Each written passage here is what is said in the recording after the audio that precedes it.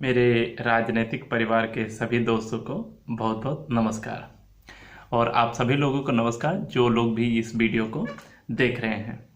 दोस्तों, आप लोग भी मेरे राजनीतिक परिवार के हिस्सा बन सकते हैं।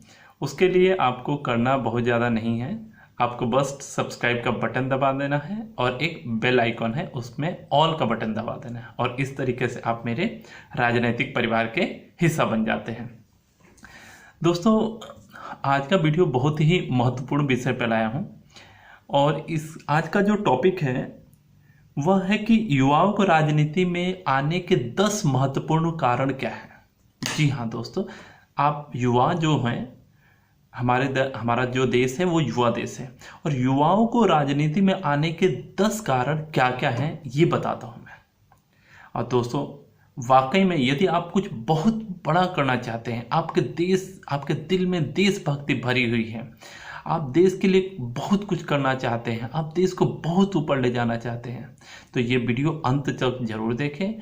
और आप लोग से आह्वान करता हूँ कि इसको सुने, और यदि आपको लगता है कि मैं जो बोल रहा हूँ वो सच है और वो ऐसा होना चाहिए और ऐसा आप करना चाहते हैं, तो आप जरूर राजनीति में आइए और इस तरीके से राजनीति में आके बहुत बड़े बड़े काम कीजिए। तो दोस्तों, सबसे पहला कारण मैं आपको बताता हूं कि राजनीति में युवाओं को क्यों आना चाहिए। दोस्तों, आप सभी लोगों को पता है कि भारत युवा देश है। हमारा भारत युवा देश है। युवाओं की गिनती भारत के पॉपुलेशन में लगभग 50% के बराबर है, पहुंच चुकी है। लेकिन दोस्तों, क्या आपको पता है कि 2004 का जो पार्लियामेंट था उसमें युवा जो थे वो 543 सीट्स, लोकसभा की सीट्स में से सिर्फ 35 लोग थे, और वो जो 35 का परसेंटेज हम निकालते हैं तो वो सिर्फ 6% आता है। तो दोस्तों, इसलिए आप खुद देखिए कि युवा 50% है लेकिन पार्लियामेंट उसका पार्टिसिपेशन 6% है। इस कारण से युवाओं को राजनीति में आना चाहिए। ये मेरा पहला जो रीजन है उसलिए बता रहा हूँ। दूसरा कारण यह है कि आज की समस्याएं टोटली चेंज हो चुकी हैं। आज इन्वायरमेंट की बात होती है, आज सोशल सिक्योरिटी की बात होती है, आज देश की बहुत सारी समस्याएं हैं, लाइक टेररिज्म है, आप टेररिज्म है, गरीबी है, इन्वायरमेंट की प्रॉब्लम है, वाटर की प्रॉब्लम आप देख रहे हैं, किसानों की बहुत सारी प्रॉब्लम्स है, ट्रेड है, इंफ्रास्ट्रक्चर की दिक्कत है, बहुत सारी समस्याएं हैं। जो गवर्नमेंट कर रही हैं वो तो कर ही रही हैं, लेकिन आप जब तक युवा नहीं आएगा, युवा नई सोच नहीं आएगी, नए तरीके नहीं आएंगे, तो दोस्तों आप खुद बताइए कि इन समस्याओं को हम कैसे समाधान कर सकते हैं। और मेरे को ये लगता है कि जितना बेटर एक युवा समाधान निकाल सकता है, उतना बेटर आज के जो राजनेता हैं उतना अच्छा नहीं निकाल सकते हैं। हाँ, वो कर रहे हैं, उसमें कोई डाउट नहीं है मुझे, लेकिन युवाओं को भी आकर एक अल्टरनेट तरीका देना ही पड़ेगा, और इसलिए युवाओं को राजनीति में आना चाहिए। तीसरा कारण है दोस्तों, जनता की सेवा। मैं बहुत सारे युवाओं को जानता हूं जो कहते हैं कि मैं तो सोशल वर्क करता हूं, मैं जनता की सेवा करना चाहता हूं, मैं सोशल वर्क में जाता हूं, मैं बच्चों को पढ़ाता हूं फ्री में, मैं बुजुर्गों को सेवा करता हूं, और डिफरेंट स्तर पे काम करते हैं। लेकिन दोस्तों, आपसे एक बात पूछना चाहता हूं कि क्या आपको नहीं लगता है कि राजनीति में भी आकर आप सेवा कर सकते हैं? आप दोस्तों राजनीति में आकर सोशल वर्क से ज़्यादा सेवा कर सकते हैं। अच्छा दोस्तों, आप खुद बताइए, एक सोशल जो वर्कर होता है उसकी क्या लिमिट होती है? 100 लोग, 200 लोग, 500 लोग, 1000 लोग, 2000 लोग, 10,000 लोग, 1,00,000 लोग। लेकिन दोस्तों, यदि आप राजनीति में आते हैं, आप एमएलए बनते हैं, तो आपके एरिया के जितने भी लोग हैं, यदि आप उसी में मिनिस्टर बन जाते हैं, तो पूरे स्टेट के जितने भी लोग हैं उनकी सेवा कर सकते हैं आप। तो दोस्तों, यदि आप जनता की सेवा भी करना चाहते हैं तो वो पॉलिटिक्स में आकर भी कर सकते हैं। तो दोस्तों, इसलिए ये तीसरा महत्वपूर्ण कारण है कि आपको पॉलिटिक्स में क्यों आना चाहिए। चौथा कारण दोस्तों, राजनीति में बदलाव के लिए। जी हाँ दोस्तों, आज का समाज आपको पता है कि काफ़ी तेज़ी से चेंज हो रहा है। पूरा वर्ल्ड में बहुत ज़्यादा चेंजिंग हो रहे हैं। सीरिया में जो इस्लाम के नाम पे लड़ाई हो रही है, ISIS एक संस्था है इस्लामिक स्टेट, वो लड़ाई कर रहा है, और बहुत सारी चीज़ें हैं, बहुत सारी चीज़ें चेंज हो रही हैं। आप चाइना और इंडिया के बॉर्डर पे देखिए, पाकिस्तान और इंडिया के बॉर्डर पे देखिए, तो ऐसी बहुत सारी समस्याएं आ रही हैं और पूरे वर्ल्ड की राजनीति चेंज हो रही है। और जब पूरे वर्ल्ड की राजनीति चेंज हो रही है तो उसका डायरेक्ट इम्पैक्ट भारत की राजनीति पे भी पड़ रहा है। और दोस्तों आप खुद देखिए कि भारत की राजनीति केवल 10 और 15 परिवारों तक ही सीमित है, और 10 और 15 परिवार आप उंगलियों पर गिन सकते हैं। आप देख लीजिए महाराष्ट्र में कौन से परिवार हैं, यूपी में कौन से परिवार हैं, दिल्ली में कौन सा परिवार बैठा हुआ है। और जो अभी भी जो नेता आए हैं, लाइक दिल्ली में जो हैं नेता, उनसे लोगों की एक्सपेक्टेशंस पूरी नहीं हुई है। ये मैं दिल्ली में रहता हूँ और मैं इसलिए मैं कह सकता हूँ, यहाँ पे लोगों की जो प्रॉब्लम्स देख रहे हैं, लोगों की जो प्रॉब्लम सुनने को आ रही है, जो बता रहे हैं, उसमें सब कुछ ये चीज़ें आती हैं। आप देखिए कि दिल्ली में दंगा तक भड़क गया, उनके एक पार्षद है वो भी फंस गए, और इनके बयान क्या क्या थे। तो दोस्तों आज आप नहीं आएंगे तो इन सब चीज़ों के खिलाफ कौन लड़ेगा, कौन आके काम करेगा। तो ये कारण है, राजनीति में बदलाव के लिए भी युवाओं को राजनीति में आना ही होगा। उसके बाद मैं 5वां कारण बताता हूं दोस्तों, अखंड भारत और महान भारत के निर्माण के लिए आपको राजनीति में आना पड़ेगा। जी हाँ दोस्तों, RSS जो है, RSS अखंड भारत के लिए बहुत बड़ा काम कर रही है, लेकिन अभी तक वो कहाँ तक पहुँचे हैं हमें नहीं पता है। और हो सकता है उन्होंने बहुत कुछ काम कर लिया होगा, क्योंकि इंटरनली हम नहीं जानते, ठीक है।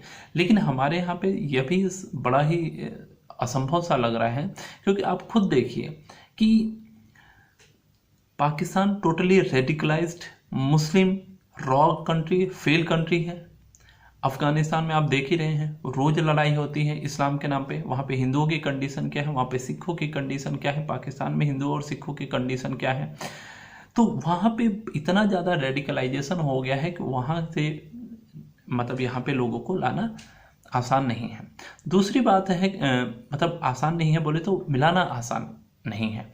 दूसरी बात है कि आप सोचते हो कि आप एक ऑर्गेनाइजेशन बना के आप उनकी हेल्प करो, उनकी हेल्प करो, कोई फ़ायदा नहीं है दोस्तों, क्योंकि ये बहुत ऊपर के लेवल पे जा चुका है। रेडिकलाइजेशन इतना ज़्यादा बढ़ गया है, क्योंकि आपको कुछ ही दिन पहले की न्यूज़ है कि वहाँ से लोग भारत के लिए माइग्रेट हुए हैं। वहाँ पे एक बामियान बुद्धा की मूर्ति होती थी अफ़गानिस्तान में, उसको तोड़ दिया गया। तो ये असंभव सा काम है, लेकिन हम इस असंभव काम को भी कर सकते हैं यदि हम खुद चाहें इस काम को करना। तरीके कई हो सकते हैं, तरीके पे तो आप डिबेट कर सकते हो, लेकिन यदि आप वाकई में चाहते हो ऐसा करना तो कर सकते हो। उसके बाद दोस्तों आप इन सब चीज़ों से कन्विंस हो जाते हैं, फिर होता है कि भाई आखिर हमारा फ्यूचर क्या होगा, हमारा कैरियर क्या होगा। तो दोस्तों आप पॉलिटिक्स में भी कैरियर बना सकते हैं। कैसे? आप इलेक्शन लड़ेंगे तो आप MP MLA जो भी बनना है बनेंगे, आप मिनिस्टर बनेंगे। तो पॉलिटिक्स भी एक कैरियर ही है। यदि आप तरीके से काम करते हैं, लोगों के साथ मिलकर काम करते हैं, जनता से जुड़ के काम करते हैं, तो पॉलिटिक्स भी एक कैरियर ही है, और इस कैरियर में बहुत ज़्यादा सक्सेस होता है। तो आप एज ए कैरियर भी ले सकते हैं इसको। दोस्तों भारत को मानसिक गुलामी से आज़ादी दिलाना बहुत आवश्यक है, और इस आपको पता है कि लगभग 1000 साल भारत हमारा गुलाम रहा है। 800 साल लगभग ये मुगलों का, मुसलमानों का गुलाम रहा है जो विदेशी आक्रमणकारी थे। 250 साल लगभग अंग्रेजों का गुलाम रहा है। तो लगभग 1000 साल में हमारी जो भी संस्कृति की चीज़ें हैं, हमारा ट्रेडिशंस रहा है, हमारी मान्यताएं रहे हैं, उन सबको तोड़ दिया है, ख़त्म कर दिया गया है। उसके बाद यहाँ पे बहुत सारे अर्बन जो गैंग्स है, जो वाइट कॉलर वो है टेररिस्ट हैं, जिसे आजकल नक्सल गैंग कहा जा रहा है, अर्बन नक्सल गैंग कहा जा रहा है, माओइस्ट टेररिस्ट कहा जा रहा है। इन सब लोगों ने हमारे को ना हिस्ट्री सही पढ़ाई है, ना हमारे जो प्राइड जिस चीज़ से हम इंस्पायर हो सकते थे वो चीज़ हमसे छुपा ली है। और ये सरकारों के देख रेख में हुआ है, और इतना बड़ा षड्यंत्र हुआ है कि आप खुद सोचिए कि यह देश में खुद सोच सकते हैं कि सेक्युलरिज्म आजकल सेक्युलरिज्म फेल हो गया है हमारे देश में। सेक्युलरिज्म के नाम अब कोई नहीं लेना चाहता है। वह अब कॉन्स्टिट्यूशन में अब कैसे डाला गया उस पर डिबेट हो सकते हैं, लेकिन अब लोग नहीं रहना चाहते हैं सेक्युलर। तो क्यों नहीं रहना चाहते हैं? तो इसका कारण कहीं ना कहीं होगा, और ऐसी चीज़ों को सॉल्व करने के लिए ही आपको आना पड़ेगा राजनीति में। उसके बाद दोस्तों हम देखते हैं कि अपने गौरवपूर्ण इतिहास के लिए आपको आना पड़ेगा, उसके लिए लड़ना पड़ेगा, और सिर्फ लड़ना ही नहीं पड़ेगा, आपको जीतने के लिए लड़ना पड़ेगा और जीतना ही पड़ेगा। तो ये भी एक कारण है जिसके लिए आप राजनीति में आना चाहिए आपको। उसके बाद है आने वाली पीढ़ियों को गौरवान्वित महसूस कराने के लिए आपको राजनीति में आना पड़ेगा।